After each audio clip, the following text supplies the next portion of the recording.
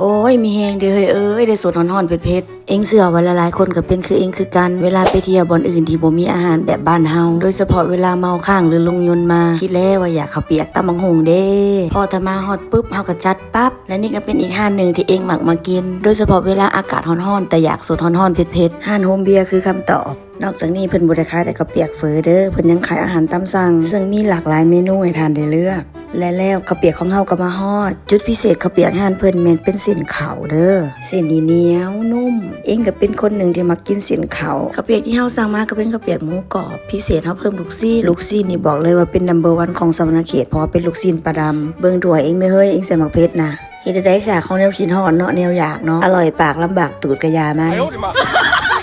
เองมักมากินกับเปียงห้านโฮมเบียร์เพราะว่าเพิ่นมีพักให้เฮากินปกติห้านอื่นจะสั่งเฟอจะคอยเสิร์ฟพักแต่ว่าห้านนี้สั่งกับเปียกเพิ่นก็เสิร์ฟพักมาให้เฮากินนำเด้อ